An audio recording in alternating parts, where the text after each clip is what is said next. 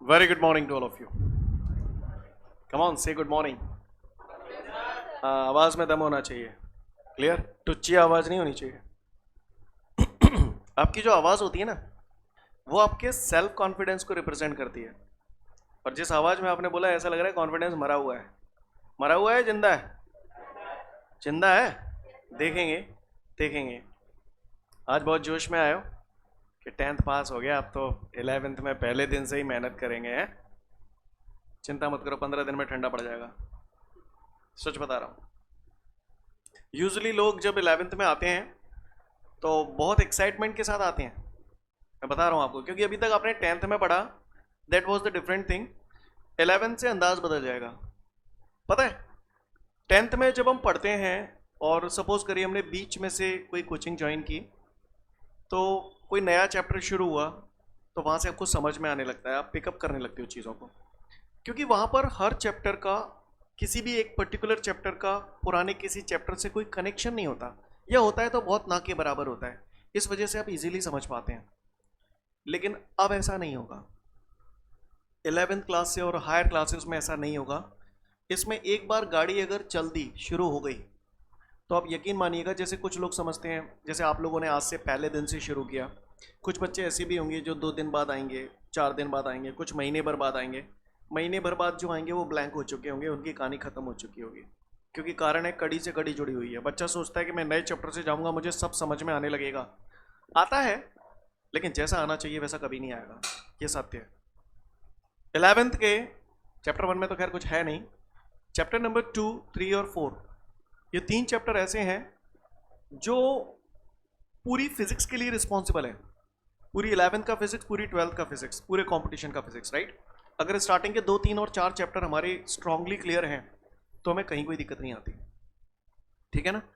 तो चूंकि आप लोग बिगिनर हैं, अच्छी बात है, पहले दिन से आए हैं, तो इन 3 चैप्टर्स को बहुत स्ट्रांगली करिएगा, बहुत स्ट्रांगली. राइट? उसके बाद का सफर बड़ा आसान होगा. क्लियर है? और बाकी का अब आदत डालिएगा कि जो भी चीज़ जिस दिन पढ़ाई जाए, कोशिश करिएगा, समझाना हमारा टास्क है, कि कंसिस्टेंटली पढ़ना, रेगुलर बेसिस पे पढ़ना. जो चीज़ जिस दिन करा दी जाए उसी दिन हमको पढ़ना है. और रट्टा नहीं लगाना है यार. पढ़ना है, समझना है, और अपनी भाषा में उसे लिखने की आदत होनी चाहिए. That is the right way to study. 10th तक तो चलो चल जाता है, लेकिन अब नहीं चलेगा. समझ पा रहे हैं मेरी बात को? तब आपको अपना पढ़ने का जो पैटर्न है वो थोड़ा सा बदलना पड़ेगा. पहली बात. दूसरी बात ये, आज मैं पहला दिन है इसलिए बता रहा हूँ, अपने यहाँ लिखाने विखाने का कोई कॉलम नहीं है. पूरे साल भर में सिंगल वर्ड आपको नहीं लिखाऊंगा. समझ पा रहे हैं?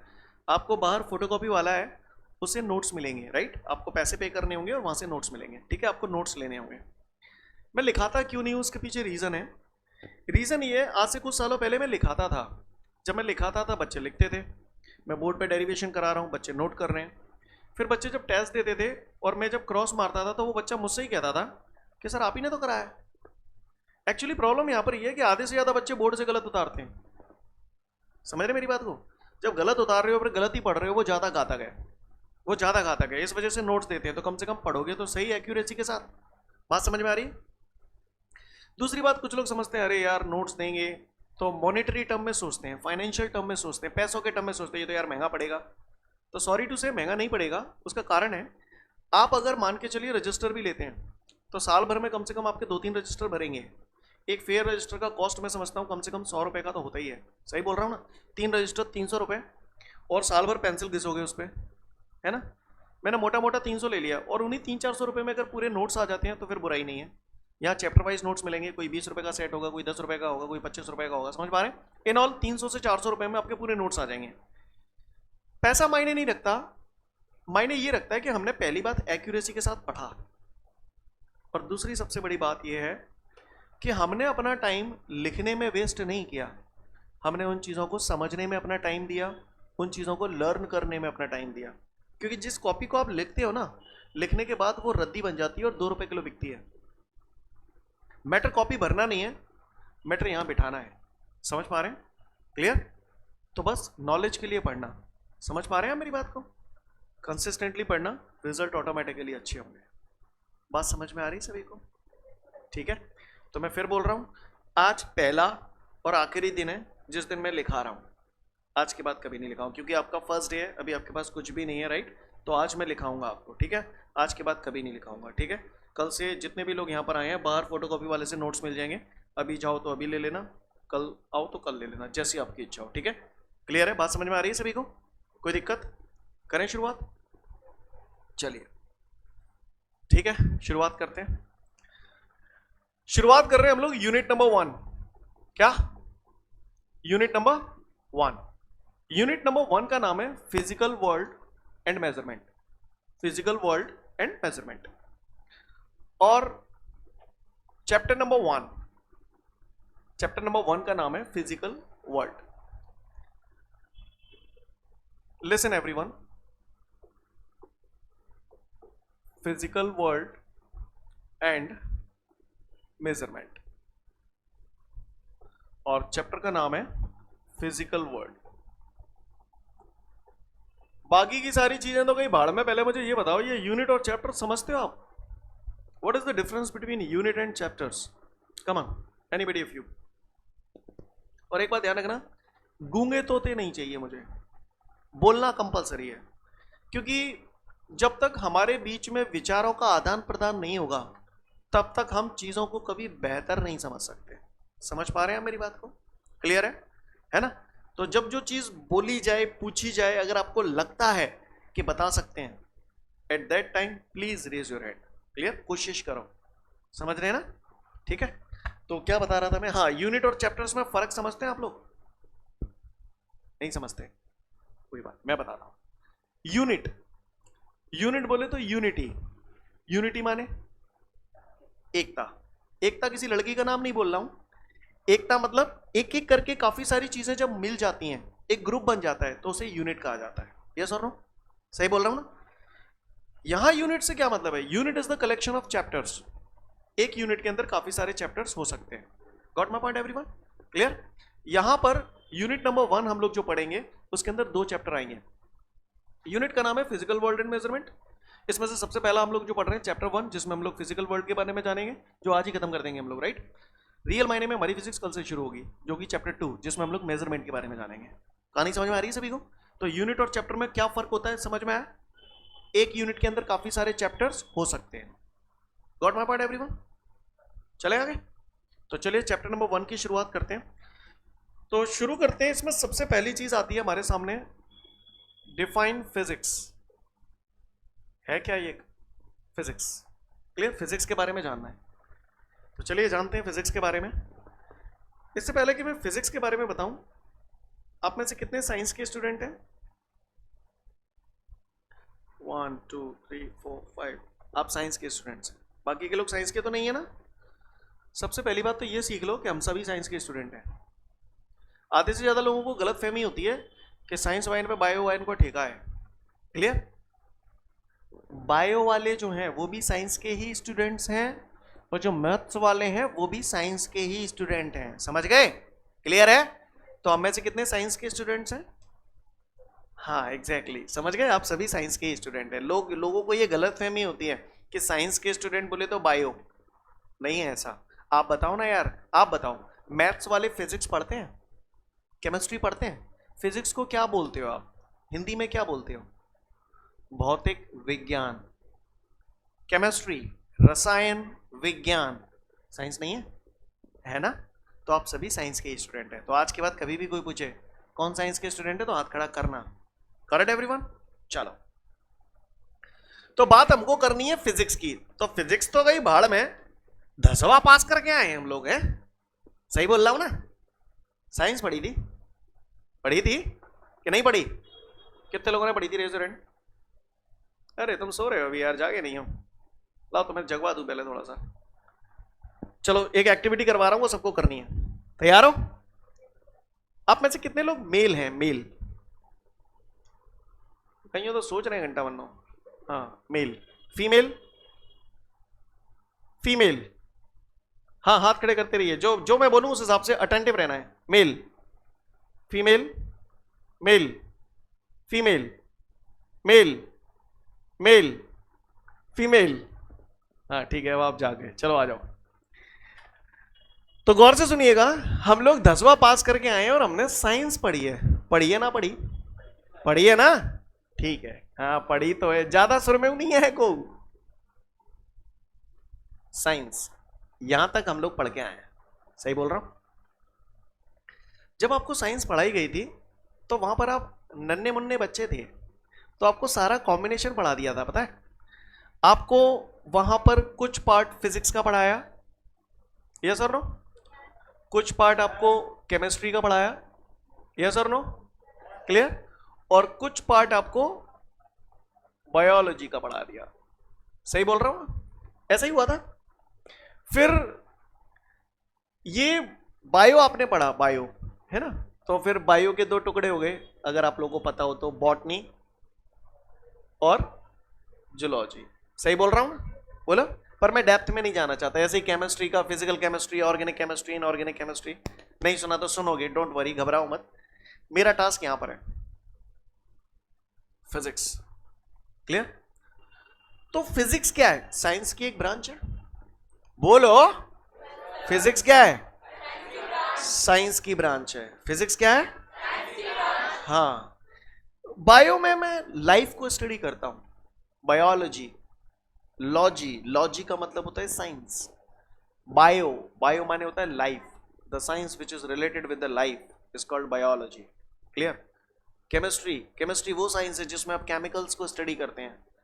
कम वक्त फिजिक्स में क्या स्टडी करते हैं? फिजिक्स में हम स्टडी करते हैं नेचर को, नेचुरल फिनोमिनास को, प्रकृति को और प्राकृतिक घटनाओं को।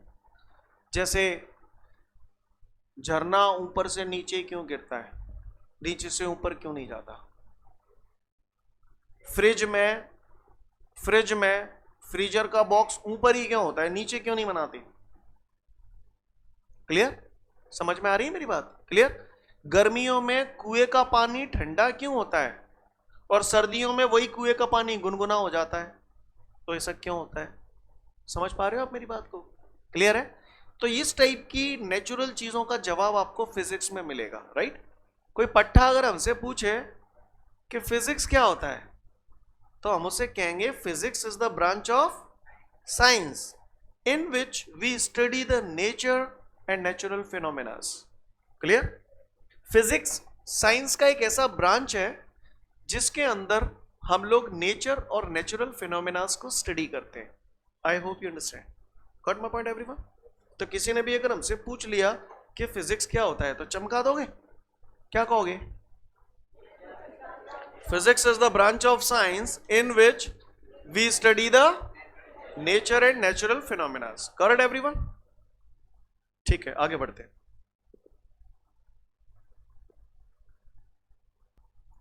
तो उम्मीद करता हूं सबको फिजिक्स की डेफिनेशन क्लियर हो गई। Physics is the branch of science in which we study the nature and natural phenomenas. आगे बढ़ो। इसके बाद हमारे सामने अगली बात आती है साइंटिफिक मेथड। क्या? Scientific method.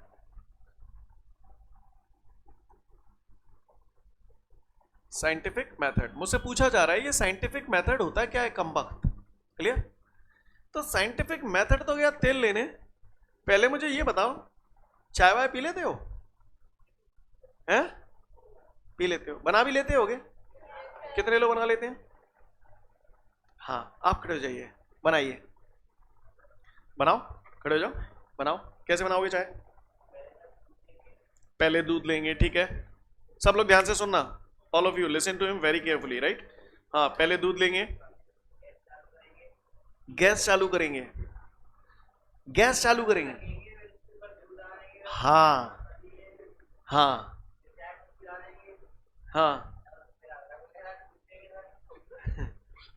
तुमने माचिस तो लगाई ही नहीं।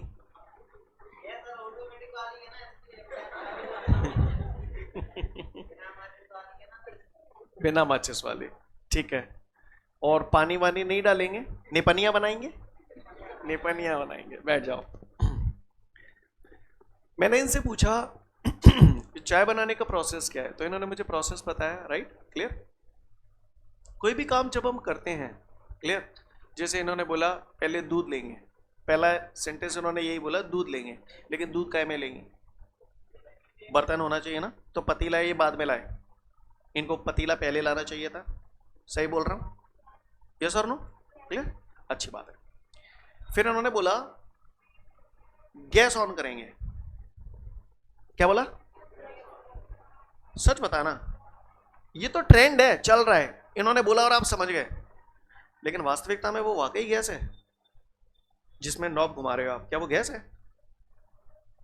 वो गैस नहीं है। गैस तो सिलेंडर में होती है, गैस तो सिलेंडर में होती है बॉस, पर वो चलन में आ गया है, लोग बोलते हैं, हम समझ जाते हैं, आप भी समझ गए, यस और नो? लेकिन वास्तव में तो वो गैस नहीं है ना, वास्तव में वो स्टोव है। स्टोव जरूरी ना जय बार हो, क्लियर है? क्लियर है? बात समझ में आ रही है आपको मेरी बात? क्लियर है? वास्तव में वो स्टोव है जिसमें आप नॉब घुमाते हो और फिर गैस चालू होती है माचिस से, यस और नो? यानी कहने का तात्पर्य यह है कि जब भी हमें कोई काम करना है तो वो काम सिस्टमैटिक वे में होना चाहिए। बोलो भैया, सिस्टमैटिक वे में होना चाहिए और लॉजिकल होना चाहिए। लॉजिकल मतलब पहले बर्तन धरेंगे तब ही दूध डालेंगे, ऐसा नहीं है पहले दूध डाल दो फिर भगवानी दे आज बन जा चाय, नहीं यही बात समझ में? ऐसा तो नहीं होगा ना? हाँ, यस और नो? तो हर काम जो भी हम करते हैं उसके पीछे लॉजिक होता है कि विदाउट लॉजिक करते हो? हाँ, और स्टेप बाय स्टेप करते हैं। कैसे करते हैं? Step by step. सही बोल रहा हूं? जो बोल रहा हूं आपको समझ में आ रहा है? तो जब हमें चाय बनाने का प्रोसेस करना है तो हमको हर काम स्टेप बाय स्टेप करना पड़ेगा। हमको सबसे पहले एक बर्तन रखना पड़ेगा स्टोव पे, है ना, उसके बाद नॉब घुमाना पड़ेगा, फिर तीली लगानी पड़ेगी, उसके बाद, समझ रहे हैं ना मेरी बात को, जो जो स्टेप होते हैं, यानी हर काम सिस्टमैटिक, स्टेप वाइज और लॉजिकल होना चाहिए। इसी तरीके से कोई भी साइंटिस्ट जो होता है उसको जब भी कोई रिसर्च वर्क करना होता है तो उसे हर काम सिस्टमैटिक, स्टेप वाइज और लॉजिकली करने होते हैं। समझ पा रहे हैं मेरी बात को? कैसे करने होते हैं? Systematic, step wise and logically करने होते हैं। समझ पा रहे हैं? तो साइंटिस्टों द्वारा किसी भी रिसर्च वर्क को करने के लिए जो मेथड अपनाया जाता है उसे हम लोग बोलते हैं साइंटिफिक मेथड। क्या बोलते हैं? The systematic, step wise and logical approach adopted by the scientist for their research work is called scientific method. Clear? Again I repeat, the systematic, stepwise and logical approach adopted by the scientist for their research work is called scientific method. जो बोल रहा हूं समझ में आ रहा है? Clear है?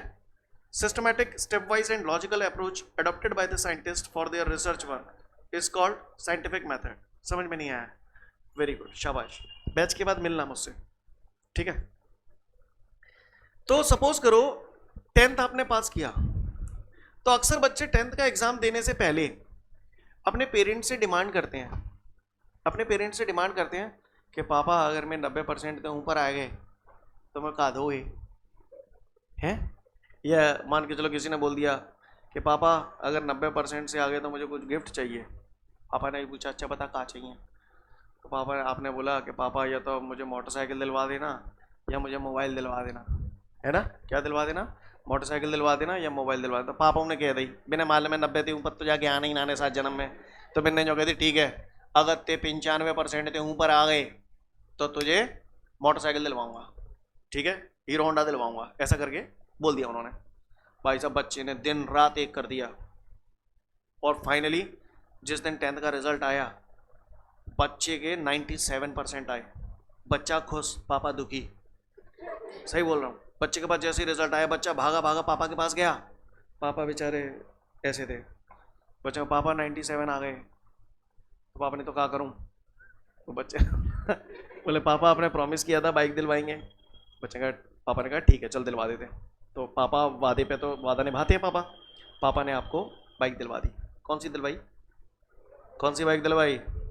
को कहानी ना सुना रहा हो, ध्यान से क्वेश्चन आंसर पूछूंगा तो दिक्कत हो जाएगी सेकंड्स में। क्लियर बोल रहा हूँ? कौन सी दिलवाई? हाँ दिब्बा दी पापा ने। क्लियर? अब तुम हीरो होंडा ते डोल रहे हुए थे फिर तुम 11th में आ गए। अब तुम 11th में आ गए, तुमने फिजिक्स की कोचिंग लगा ली। तुमने सोचा एनजी फिजिक्स क्लासेस पे कोचिंग जाएंगे। तो क्या हुआ, आप अपने घर से निकले एनजी फिजिक्स क्लासेस कोचिंग पे जाने के लिए, राइट? जैसे ही आप अपनी कौन सी बाइक से जा रहे हो? हाँ, जैसे ही भाई साहब तुम हीरो होंडा ते आ रहे थे तुम्हारी बाइक बंद पड़ गई। बाइक बंद पड़ गई। अब आप क्या करोगे? अब आप क्या करोगे बताओ? पूछ रहा हूं, क्या करोगे? हैं? क्या करोगे? बाइक बंद पड़ गई, जाहिर सी बात है मैकेनिक के पास ले जाएंगे और कहा हो, यस और नो? हाँ, तो बाइक को लेके आप किसके पास गए? मैकेनिक के पास। जैसे ही मैकेनिक के पास आप बाइक ले जाओगे, वो देखत क्या मुझे, पेट्रोल लते के नाने? यस और नो? क्या कहेगा? पेट्रोल लते के नाने? वही देख तो तुम देख चुके होगे पेट्रोल लते के नाने। यस और नो? सही बोल रहा हूं? तो आपने बोला नहीं यार पेट्रोल तो है। फिर वो क्या करता है? उस बाइक का स्पार्क प्लग वगैरह निकाल के देखता है। यस और नो? सही बोल रहा हूं? है ना? तो वो क्या कर रहा है? एक एक करके ऑब्जर्वेशन ले रहा है, सिस्टमैटिकली ऑब्जर्वेशन ले रहा है। सबसे पहला ऑब्जर्वेशन उसने क्या लिया? पेट्रोल है कि नाने? दूसरा स्पार्क प्लग चेक किया कि स्पार्क प्लग में खराबी तो नहीं है। यस और नो? सही बोल रहा हूं ना? तो वो क्या कर रहा है? हमारा एक एक करके ऑब्जर्वेशन ले रहा है। क्या कर रहा है? सिस्टमैटिक ऑब्जर्वेशन ले रहा है। क्या क्या रीजन हो सकते हैं बाइक के बंद होने के? वो सारे ऑब्जर्वेशन ले रहा है। पहले पेट्रोल चेक किए, फिर उसने स्पार्क प्लग चेक किया, राइट? ऐसा उसने चेक किया। चेक करने के बाद उसको समाधान भी समझ में आएगा। बोले भैया सही बोल रहा हूं? उसको समाधान समझ में आएगा कि यार इसमें ऐसा ऐसा कर दूंगा तो ये गाड़ी सही हो जाएगी। यस और नो? सही बोल रहा हूं? ये गाड़ी सही हो जाएगी अगर मैं ऐसा ऐसा कर दूंगा। अभी उसने किया नहीं है, सोचा है, एक कल्पना की अपने दिमाग में। यस और नो? यानी सेकंड स्टेप उसका जो है that is formation of hypothesis. क्या? Formation of hypothesis. यानी उसने कल्पना की है, उसने कल्पना की है कि यार मैं इस गाड़ी में ऐसा ऐसा कर दूंगा और गाड़ी सही हो जाएगी। सोचा है, किया नहीं है। अब जो सोचा है उसको करेगा कि भैया उसने सोचा कि जान नेटे ढीलो कर देंगे, जाए कर्रो कर देंगे, गाड़ी सही है जाएगी, ऐसा उसने सोचा। अब वो उसे करेगा। यानी अगले स्टेप में वो क्या कर रहे हैं? He is checking the validity of hypothesis. Hypothesis समझते हो? है भैया? हाइपोथेसिस का मतलब होता है कल्पना, इमेजिनेशन। उसने कल्पना ही तो की थी, कल्पना की थी उसने कि ऐसे ऐसे करूंगा सही हो जाएगी। फिर उसके बाद होगी भी कि नहीं होगी उसकी चेक करेगा। Checking the validity of hypothesis. यानी उसने जो सोचा है कि जान नेटे ढीलो कर दूं, चाहे कर्रो कर दूं, सही सही है जाएगी, तो पहले ढीला करेगा, फिर कर्रा करेगा, फिर गाड़ी में किक दे के देखेगा।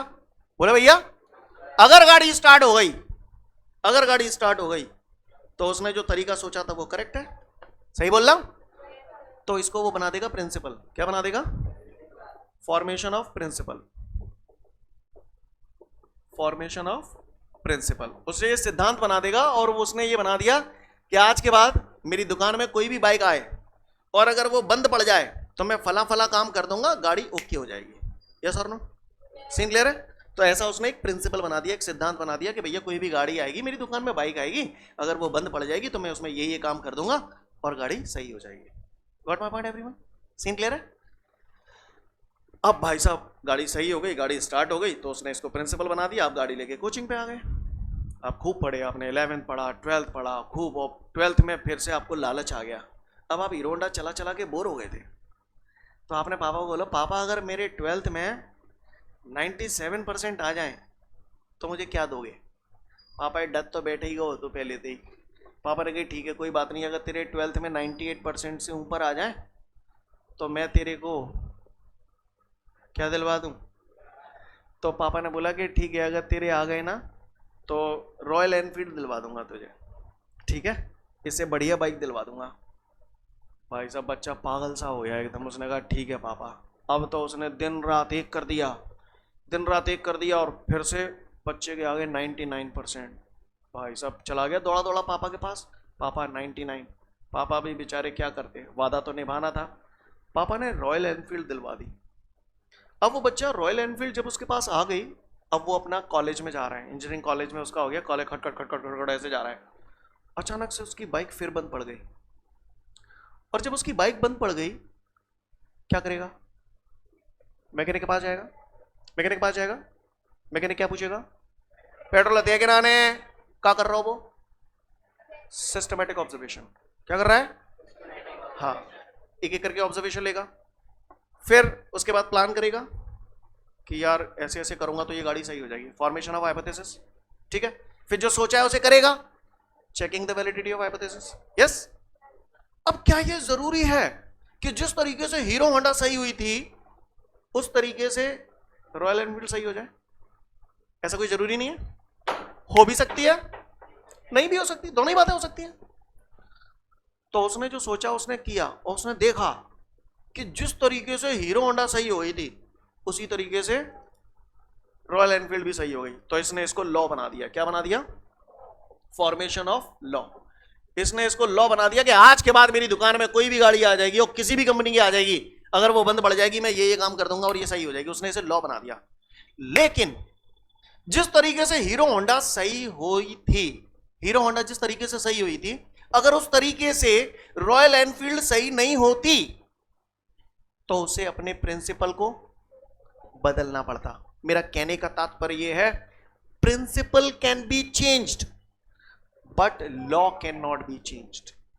Got my point everyone? Scene clear है?